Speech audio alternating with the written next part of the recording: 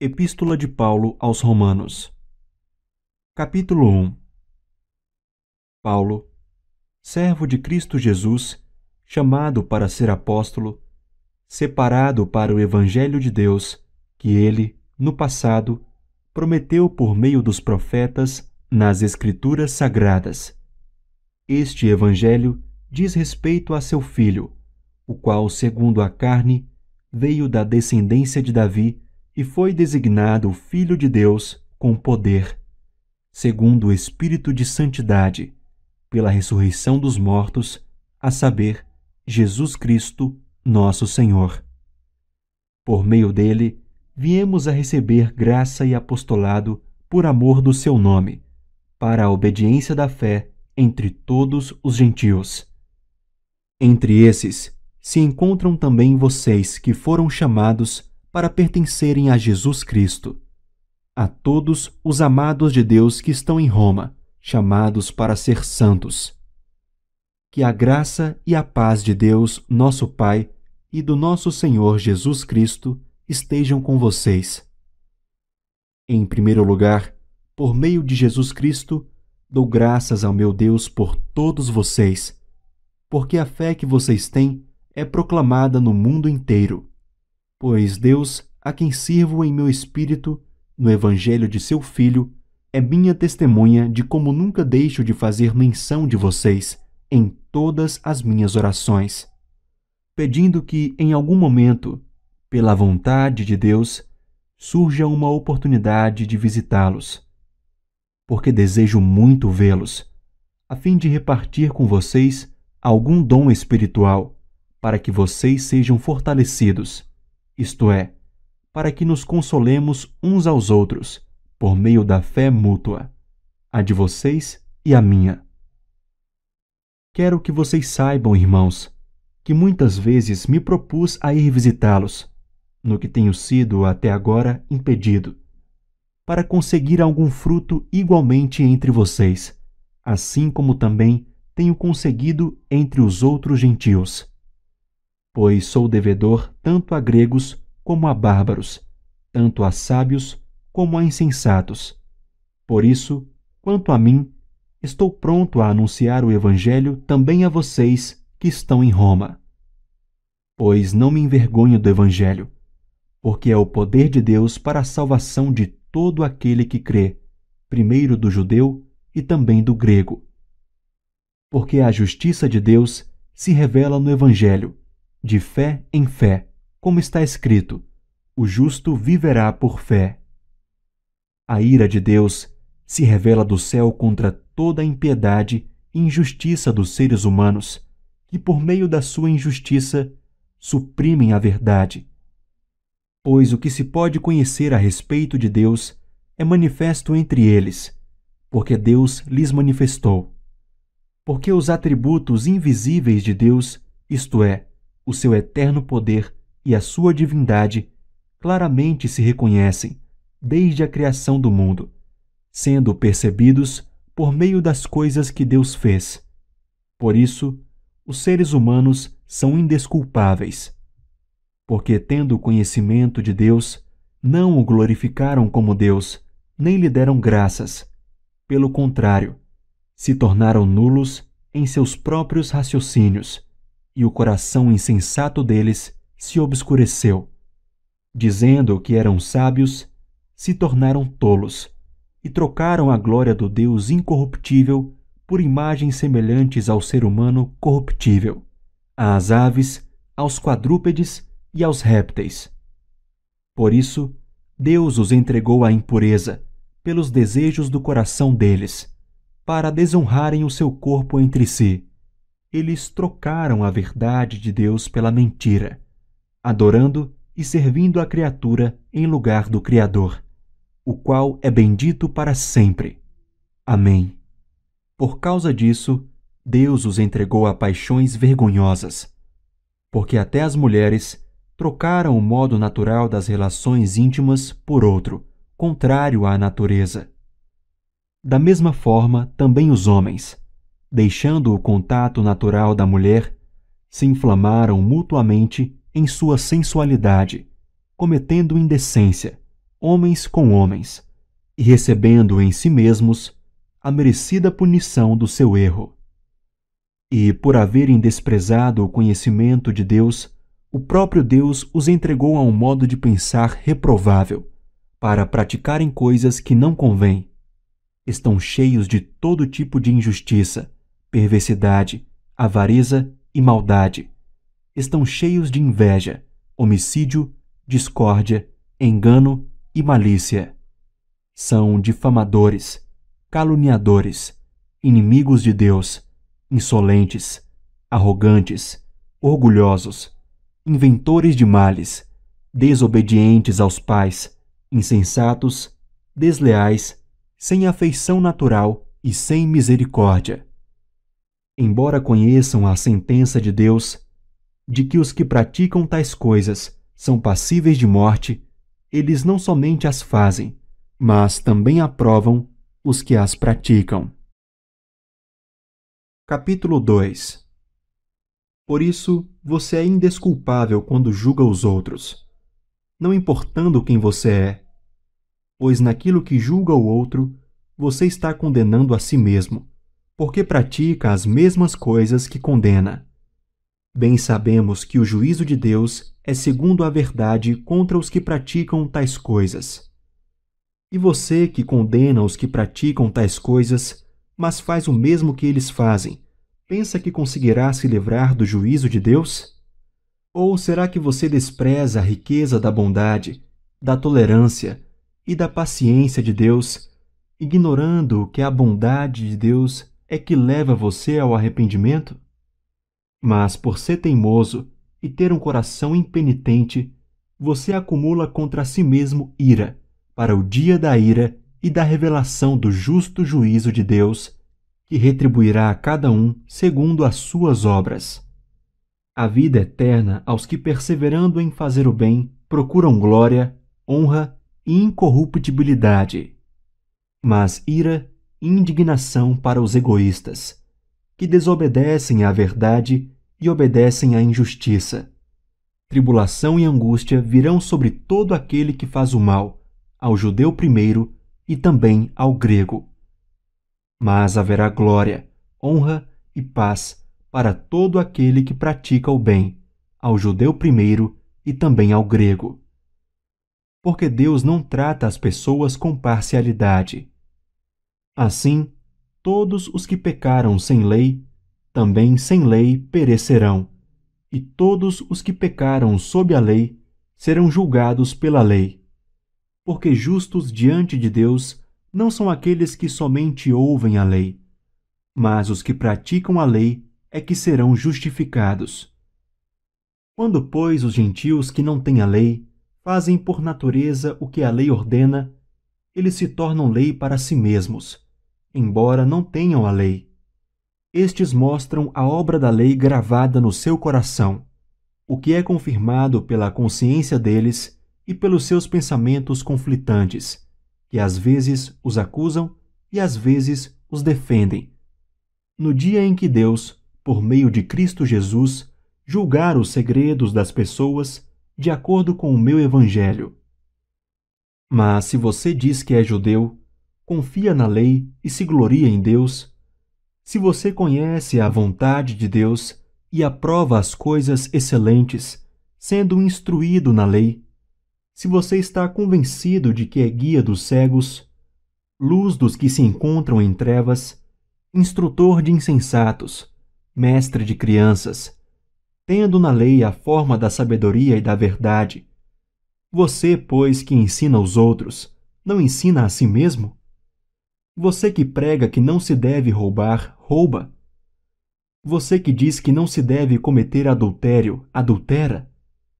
Você que detesta ídolos, rouba os templos. Você que se gloria na lei, desonra a Deus pela transgressão da lei? Pois, como está escrito, o nome de Deus é blasfemado entre os gentios por causa de vocês.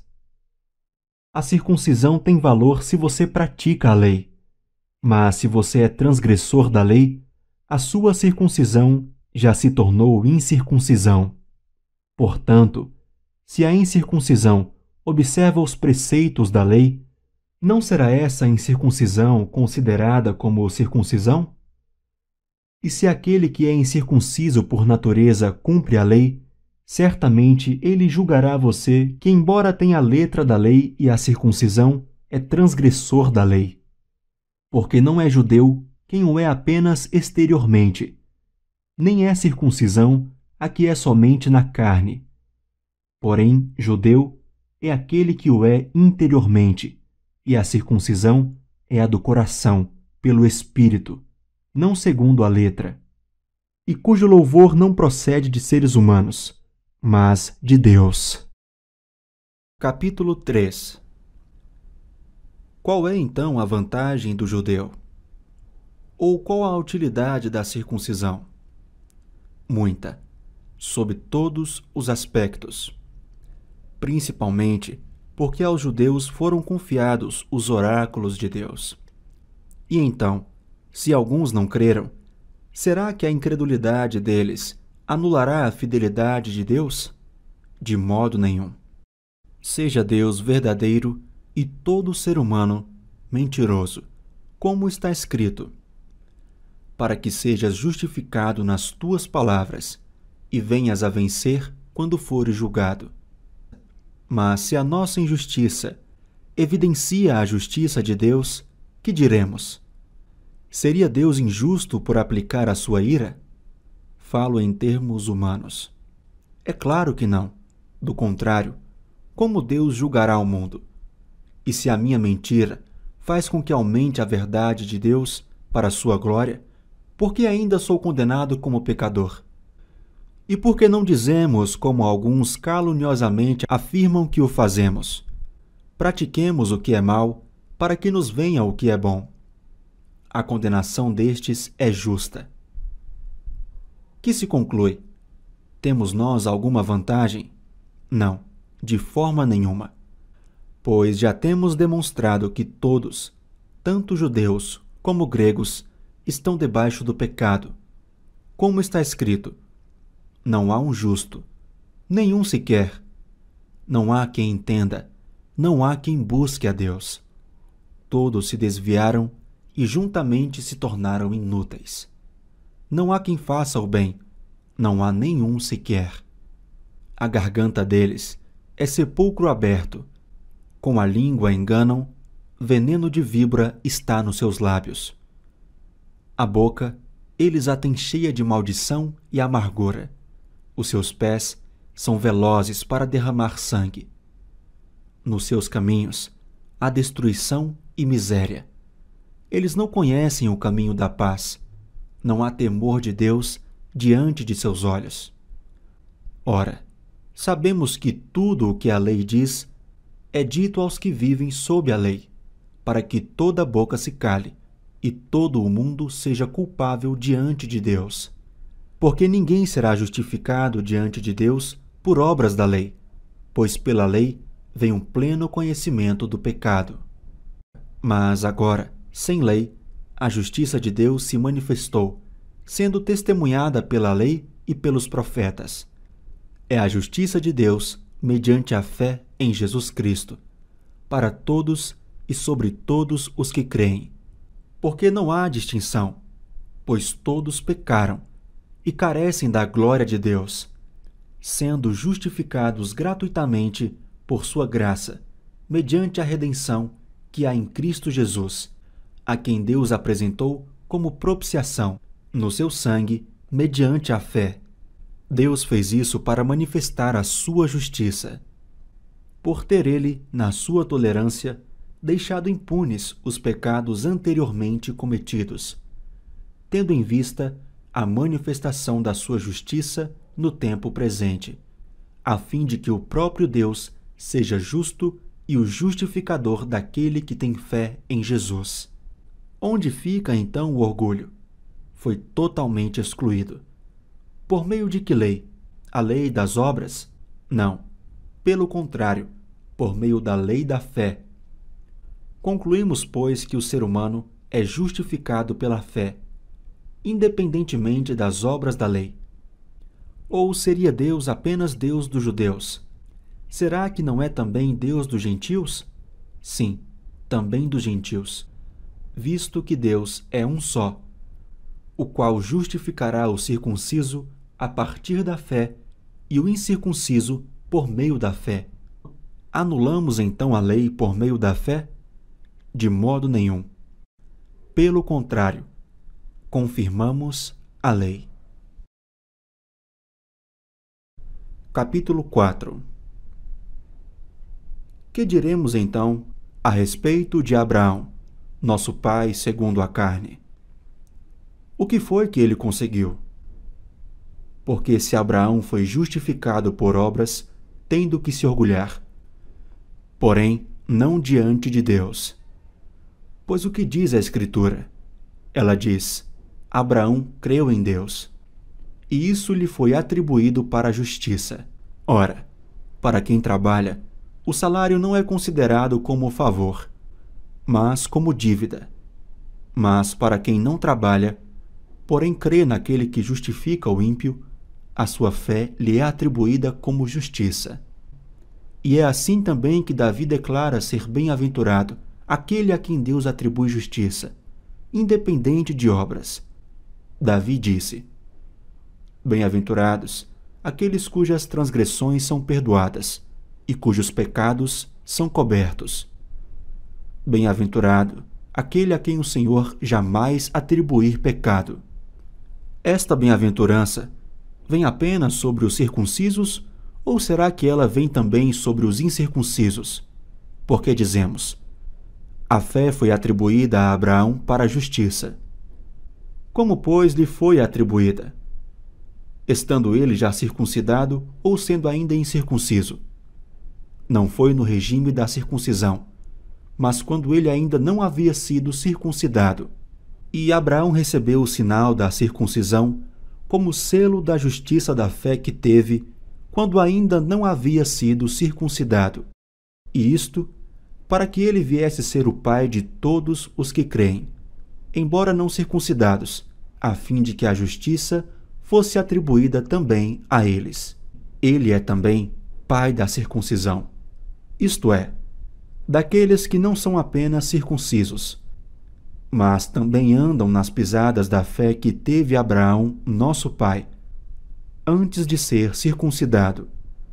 A promessa de que seria herdeiro do mundo não veio a Abraão ou a sua descendência por meio da lei, e sim por meio da justiça da fé. Pois se os da lei é que são os herdeiros, anula-se a fé e cancela-se a promessa, porque a lei suscita a ira, mas onde não há lei, também não há transgressão. Esta é a razão por que provém da fé, para que seja segundo a graça, a fim de que a promessa seja garantida para toda a descendência, não somente a descendência que está no regime da lei, mas também a descendência que tem a fé que Abraão teve, porque Abraão é pai de todos nós, como está escrito: eu o constituí por pai de muitas nações. Diante daquele em quem Abraão creu, o Deus que vivifica os mortos e chama à existência as coisas que não existem. Abraão, esperando contra a esperança, creu, para vir a ser pai de muitas nações, segundo lhe havia sido dito: assim será a sua descendência. E, sem enfraquecer na fé, levou em conta o seu próprio corpo já amortecido, tendo ele quase 100 anos, e a esterilidade do ventre de Sara. Não duvidou, por incredulidade, da promessa de Deus, mas pela fé se fortaleceu, dando glória a Deus, estando plenamente convicto de que Deus era poderoso para cumprir o que ele havia prometido. Assim, também isso lhe foi atribuído para a justiça. E as palavras lhe foi atribuído foram escritas não somente por causa dele, mas também por nossa causa, visto que a nós igualmente nos será atribuído, a saber, a nós que cremos naquele que ressuscitou dentre os mortos, a Jesus, nosso Senhor. o qual foi entregue por causa das nossas transgressões e ressuscitou para nossa justificação. Capítulo 5. Justificados, pois, mediante a fé, temos paz com Deus, por meio do nosso Senhor Jesus Cristo, pelo qual obtivemos também acesso, pela fé, a esta graça, na qual estamos firmes, e nos gloriamos na esperança da glória de Deus. E não somente isto, mas também nos gloriamos nas tribulações, sabendo que a tribulação produz perseverança. A perseverança produz experiência, e a experiência produz esperança. Ora, a esperança não nos deixa decepcionados, porque o amor de Deus é derramado em nosso coração pelo Espírito Santo que nos foi dado, porque Cristo, quando nós ainda éramos fracos, morreu a seu tempo pelos ímpios. Dificilmente alguém morreria por um justo, embora por uma pessoa boa alguém talvez tenha coragem para morrer. Mas Deus prova o seu próprio amor para conosco pelo fato de Cristo ter morrido por nós quando ainda éramos pecadores. Logo, muito mais agora, sendo justificados pelo seu sangue, seremos por ele salvos da ira. Porque se nós, quando inimigos, fomos reconciliados com Deus mediante a morte do seu Filho, muito mais, estando já reconciliados, seremos salvos pela sua vida. E não apenas isto, mas também nos gloriamos em Deus por meio do nosso Senhor Jesus Cristo, mediante o qual recebemos agora a reconciliação. Portanto, assim como por um só homem entrou o pecado no mundo, e pelo pecado veio a morte, assim também a morte passou a toda a humanidade, porque todos pecaram. Porque antes de a lei ser dada, havia pecado no mundo. Mas o pecado não é levado em conta quando não há lei. No entanto, a morte reinou desde Adão até Moisés, mesmo sobre aqueles que não pecaram à semelhança da transgressão de Adão, o qual prefigurava aquele que havia de vir. Mas o dom gratuito não é como a ofensa, porque se muitos morreram pela ofensa de um só, muito mais a graça de Deus e o dom pela graça de um só homem, Jesus Cristo, foram abundantes sobre muitos. O dom, entretanto, não é como no caso em que somente um pecou, porque o julgamento derivou de uma só ofensa, para a condenação, mas a graça deriva de muitas ofensas, para a justificação. Se a morte reinou pela ofensa de um, e por meio de um só, muito mais os que recebem a abundância da graça e o dom da justiça reinarão em vida por meio de um só, a saber, Jesus Cristo. Portanto, assim como por uma só ofensa veio o juízo sobre todos os seres humanos, para a condenação, assim também, por um só ato de justiça, veio a graça sobre todos para a justificação que dá vida. Porque como pela desobediência de um só homem muitos se tornaram pecadores, assim também, por meio da obediência de um só, muitos se tornaram justos. A lei veio para que aumentasse a ofensa, mas onde aumentou o pecado, aumentou muito mais ainda a graça, a fim de que, como o pecado reinou pela morte, assim também a graça reinasse pela justiça que conduz à vida eterna, por meio de Jesus Cristo, nosso Senhor. Capítulo 6. Que diremos então? Continuaremos no pecado, para que a graça aumente ainda mais? De modo nenhum. Como viveremos ainda no pecado, nós que já morremos para ele? Ou será que vocês ignoram que todos nós, que fomos batizados em Cristo Jesus, fomos batizados na sua morte. Fomos sepultados com ele, na morte pelo batismo, para que, como Cristo foi ressuscitado dentre os mortos pela glória do Pai, assim também nós andemos em novidade de vida. Porque se fomos unidos com ele na semelhança da sua morte, certamente o seremos também na semelhança da sua ressurreição. Sabendo isto, que a nossa velha natureza foi crucificada com ele, para que o corpo do pecado seja destruído, e não sejamos mais escravos do pecado. Pois quem morreu está justificado do pecado. Ora, se já morremos com Cristo, cremos que também viveremos com ele. Sabemos que, havendo Cristo ressuscitado dentre os mortos, já não morre. A morte já não tem domínio sobre ele. Pois quanto a ter morrido, de uma vez para sempre morreu para o pecado. Mas quanto a viver, vive para Deus. Assim também vocês considerem-se mortos para o pecado, mas vivos para Deus em Cristo Jesus.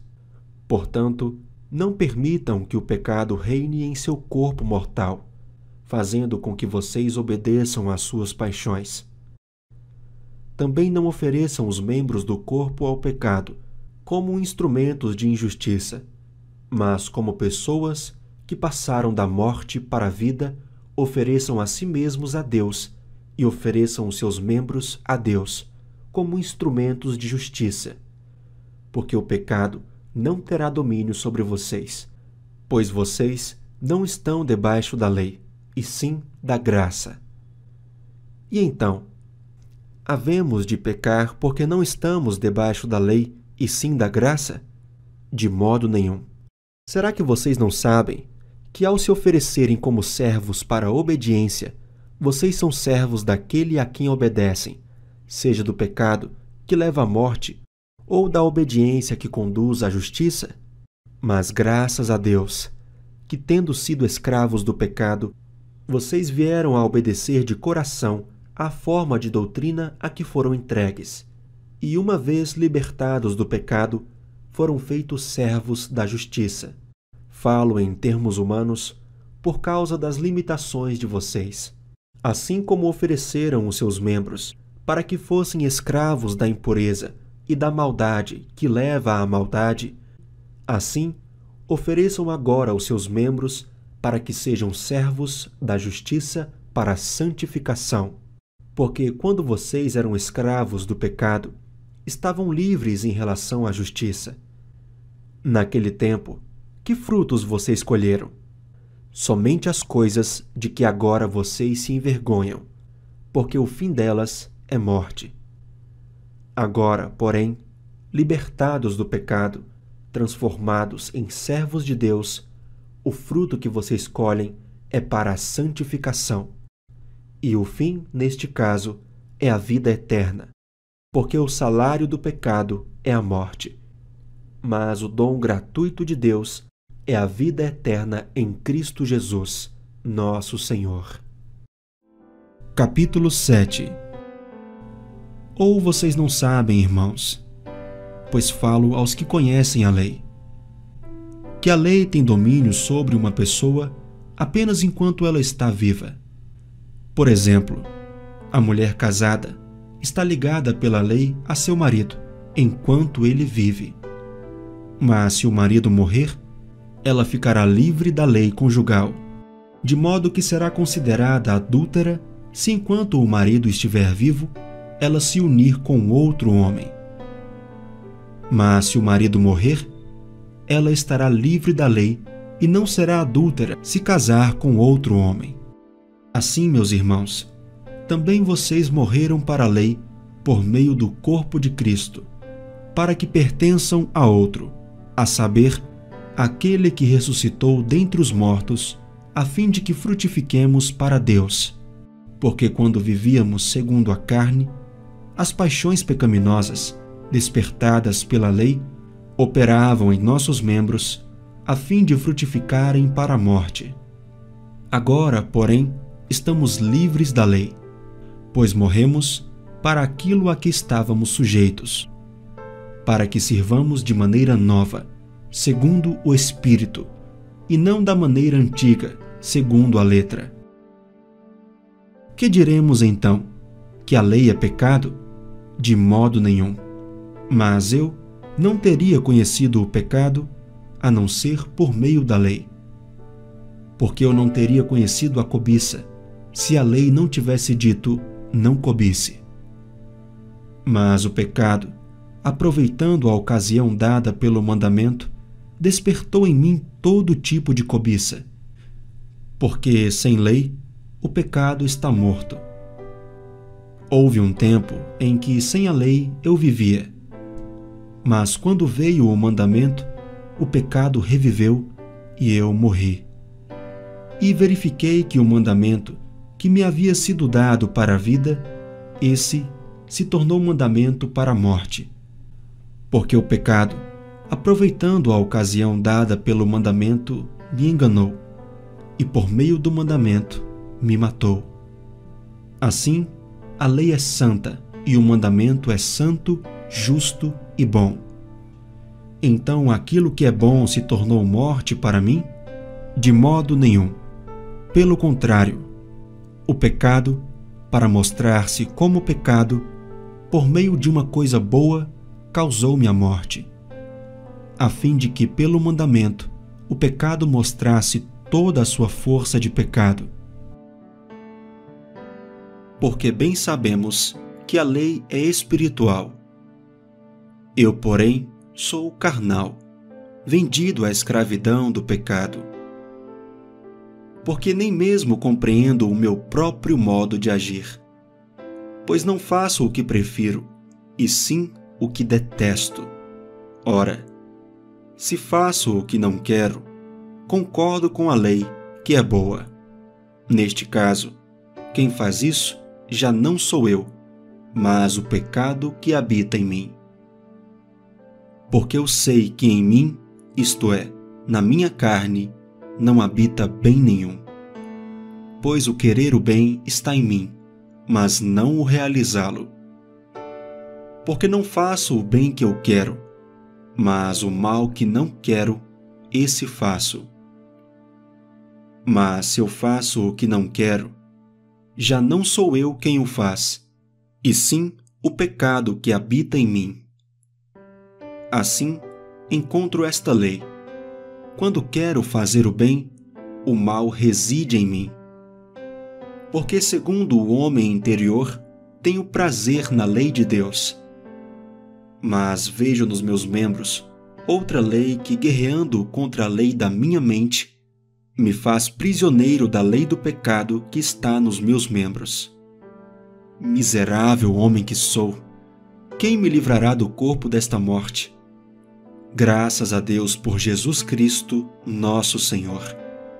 De maneira que eu, de mim mesmo, com a mente, sou escravo da lei de Deus, mas, segundo a carne, sou escravo da lei do pecado.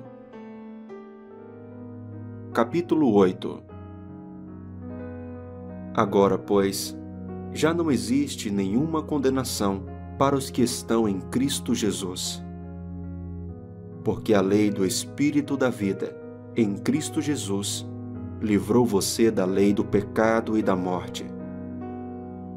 Porque aquilo que a lei não podia fazer, por causa da fraqueza da carne, isso Deus fez, enviando o seu próprio Filho em semelhança de carne pecaminosa e no que diz respeito ao pecado. E assim, Deus condenou o pecado na carne, a fim de que a exigência da lei se cumprisse em nós, que não vivemos segundo a carne, mas segundo o Espírito. Os que vivem segundo a carne se inclinam para as coisas da carne, mas os que vivem segundo o Espírito se inclinam para as coisas do Espírito. Pois a inclinação da carne é morte, mas a do Espírito é vida e paz. Porque a inclinação da carne é inimizade contra Deus, pois não está sujeita à lei de Deus, nem mesmo pode estar. Portanto, os que estão na carne não podem agradar a Deus. Vocês, porém, não estão na carne, mas no Espírito, se de fato o Espírito de Deus habita em vocês. E se alguém não tem o Espírito de Cristo, esse tal não é dele. Se, porém, Cristo está em vocês, o corpo, na verdade, está morto por causa do pecado, mas o Espírito é vida por causa da justiça. Se em vocês habita o Espírito daquele que ressuscitou Jesus dentre os mortos, esse mesmo que ressuscitou Cristo dentre os mortos, vivificará também o corpo mortal de vocês, por meio do seu Espírito que habita em vocês. Assim, pois, irmãos, somos devedores, não à carne, como se estivéssemos obrigados a viver segundo a carne. Porque se vocês viverem segundo a carne, caminharão para a morte. Mas se pelo Espírito mortificarem os feitos do corpo, certamente viverão. Pois todos os que são guiados pelo Espírito de Deus são filhos de Deus. Porque vocês não receberam o espírito de escravidão, para viverem outra vez atemorizados, mas receberam o espírito de adoção, por meio do qual clamamos Abba, Pai. O próprio Espírito confirma ao nosso espírito que somos filhos de Deus. E se somos filhos, somos também herdeiros, herdeiros de Deus e co-herdeiros com Cristo, se com Ele sofremos, para que também com Ele sejamos glorificados. Porque para mim, tenho por certo que os sofrimentos do tempo presente não podem ser comparados com a glória a ser revelada em nós. A ardente expectativa da criação aguarda a revelação dos filhos de Deus. Pois a criação está sujeita à vaidade, não por sua própria vontade, mas por causa daquele que a sujeitou, na esperança de que a própria criação será libertada do cativeiro da corrupção, para a liberdade da glória dos filhos de Deus. Porque sabemos que toda a criação, a um só tempo, geme e suporta angústias até agora.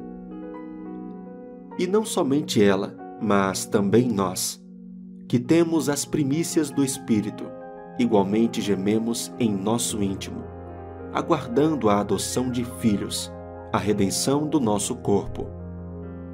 Porque na esperança fomos salvos. Ora, esperança que se vê não é esperança, pois quem espera o que está vendo? Mas se esperamos o que não vemos, com paciência o aguardamos. Da mesma maneira também o Espírito nos ajuda em nossa fraqueza, porque não sabemos orar como convém, mas o próprio Espírito intercede por nós com gemidos inexprimíveis. E aquele que sonda os corações sabe qual é a mente do Espírito, porque intercede pelos santos de acordo com a vontade de Deus. Sabemos que todas as coisas cooperam para o bem daqueles que amam a Deus, daqueles que são chamados segundo o seu propósito. Pois aqueles que Deus de antemão conheceu, Ele também predestinou, para serem conformes à imagem de seu Filho, a fim de que ele seja o primogênito entre muitos irmãos. E aos que predestinou, a esses também chamou. E aos que chamou, a esses também justificou. E aos que justificou, a esses também glorificou. Que diremos então à vista destas coisas? Se Deus é por nós, quem será contra nós? Aquele que não poupou o seu próprio Filho, mas por todos nós o entregou, será que não nos dará graciosamente com ele todas as coisas? quem intentará acusação contra os eleitos de Deus? É Deus quem os justifica. Quem os condenará? É Cristo Jesus quem morreu, ou melhor, quem ressuscitou, o qual está à direita de Deus e também intercede por nós. Quem nos separará do amor de Cristo? Será a tribulação, ou a angústia, ou a perseguição, ou a fome, ou a nudez, ou o perigo, ou a espada? Como está escrito: por amor de ti, somos entregues à morte continuamente. Fomos considerados como ovelhas para o matadouro. Em todas as coisas, porém, somos mais que vencedores por meio daquele que nos amou. Porque eu estou bem certo de que nem a morte, nem a vida, nem os anjos, nem os principados, nem as coisas do presente, nem do porvir, nem os poderes, nem a altura, nem a profundidade, nem qualquer outra criatura poderá nos separar do amor de Deus que está em Cristo Jesus, nosso Senhor. Capítulo 9. Digo a verdade em Cristo, não minto, e a minha consciência confirma isso por meio do Espírito Santo. Sinto grande tristeza e tenho incessante dor no coração, porque eu mesmo desejaria ser amaldiçoado, separado de Cristo, por amor de meus irmãos, meus compatriotas segundo a carne. São israelitas, a eles pertence a adoção, assim como a glória, as alianças, a promulgação da lei, o culto e as promessas. Deles são os patriarcas, e também deles descende o Cristo, segundo a carne, o qual é sobre todos Deus bendito para sempre. Amém. E não pensemos que a palavra de Deus falhou, porque nem todos os de Israel são de fato israelitas. Nem por serem descendentes de Abraão são todos filhos. Pelo contrário, por meio de Isaque será chamada a sua descendência. Isto é, não são os filhos da carne que são filhos de Deus, mas os filhos da promessa é que são contados como descendência. Porque a palavra da promessa é esta: por esse tempo voltarei e Sara terá um filho. E isto não aconteceu somente com ela, mas também com Rebeca, ao conceber de um só, de Isaque, nosso pai. E os gêmeos ainda não eram nascidos, nem tinham feito o bem ou o mal, para que o propósito de Deus, quanto à eleição, prevalecesse, não por obras, mas por aquele que chama. Quando foi dito a Rebeca: o mais velho será servo do mais moço, como está escrito: amei Jacó, porém desprezei Esaú. Que diremos então? Que Deus é injusto? De modo nenhum. Pois ele diz a Moisés: terei misericórdia de quem eu tiver misericórdia, e terei compaixão de quem eu tiver compaixão. Assim, pois, isto não depende de quem quer ou de quem corre, mas de Deus, que tem misericórdia. Porque a Escritura diz a Faraó: foi para isto mesmo que eu o levantei, para mostrar em você o meu poder e para que o meu nome seja anunciado em toda a terra. Logo, Deus tem misericórdia de quem quer e também endurece a quem Ele quer. Mas você vai me dizer: por que Deus ainda se queixa? Pois quem pode resistir à sua vontade? Mas quem é você, caro amigo, para discutir com Deus? Será que o objeto pode perguntar a quem o fez: por que você me fez assim? Será que o oleiro não tem direito sobre a massa, para do mesmo barro fazer um vaso para a honra e outro para a desonra? Que diremos se Deus, querendo mostrar a sua ira e dar a conhecer o seu poder, suportou com muita paciência os vasos de ira, preparados para destruição, a fim de que também desse a conhecer as riquezas da sua glória nos vasos de misericórdia, que de antemão preparou para a glória. Estes vasos somos nós, a quem também chamou, não só dentre os judeus, mas também dentre os gentios. Como também diz em Oséias: chamarei de meu povo ao que não era meu povo, e de amada à que não era amada. E no lugar em que lhes foi dito: vocês não são o meu povo, ali mesmo serão chamados filhos do Deus vivo. Mas Isaías clama a respeito de Israel: ainda que o número dos filhos de Israel seja como a areia do mar, o remanescente é que será salvo. Porque o Senhor cumprirá sua palavra sobre a terra de forma plena e em breve. Como Isaías já disse: se o Senhor dos Exércitos não nos tiver deixado descendência, nós nos teríamos tornado como Sodoma e semelhantes a Gomorra. Que diremos então? Que os gentios que não buscavam a justificação vieram a alcançá-la, a saber, a justificação que decorre da fé, e que Israel, que buscava a lei de justiça, não chegou a atingir essa lei? Por quê? Porque não a buscou pela fé, mas como que por obras. Tropeçaram na pedra de tropeço, como está escrito: eis que ponho em Sião uma pedra de tropeço e rocha de ofensa, e aquele que nela crê não será envergonhado. Capítulo 10. Irmãos, o desejo do meu coração e a minha súplica a Deus em favor deles é para que sejam salvos. Porque dou testemunho a favor deles de que têm zelo por Deus, porém não com entendimento. Desconhecendo a justiça de Deus e procurando estabelecer a sua própria justiça, não se sujeitaram à justiça que vem de Deus. Porque o fim da lei é Cristo, para a justiça de todo aquele que crê.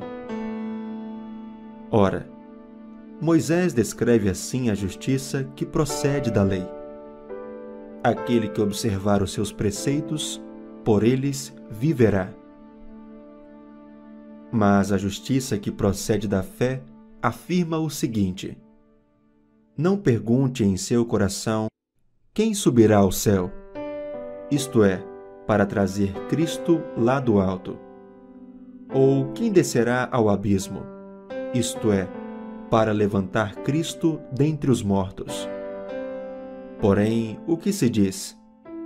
A palavra está perto de você, na sua boca e no seu coração, isto é, a palavra da fé que pregamos.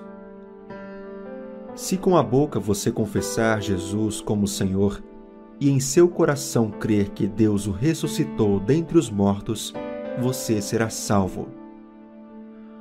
Porque com o coração se crê para a justiça, e com a boca se confessa para a salvação. Pois a Escritura diz: todo aquele que nele crê não será envergonhado. Porque não há distinção entre judeu e grego, uma vez que o mesmo é o Senhor de todos, rico para com todos os que o invocam.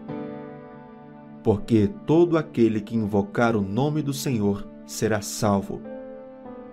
Como, porém, invocarão aquele em quem não creram? E como crerão naquele de quem nada ouviram?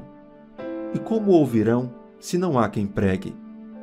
E como pregarão, se não forem enviados? Como está escrito: quão formosos são os pés dos que anunciam coisas boas. Mas nem todos obedeceram ao Evangelho, pois Isaías diz: Senhor, quem creu em nossa pregação? E assim, a fé vem pelo ouvir, e o ouvir pela palavra de Cristo. Mas pergunto: será que eles não ouviram? É claro que sim. A voz deles se espalhou por toda a terra, e as palavras deles alcançaram os confins do mundo. Pergunto mais: será que isso não chegou ao conhecimento de Israel? Moisés já dizia: eu farei com que vocês fiquem com ciúmes de um povo que não é nação. Por meio de gente insensata, eu os provocarei a ira. E Isaías é tão ousado que diz: fui achado pelos que não me procuravam, revelei-me aos que não perguntavam por mim. Quanto a Israel, porém, diz: todo o dia estendi as mãos a um povo desobediente e rebelde.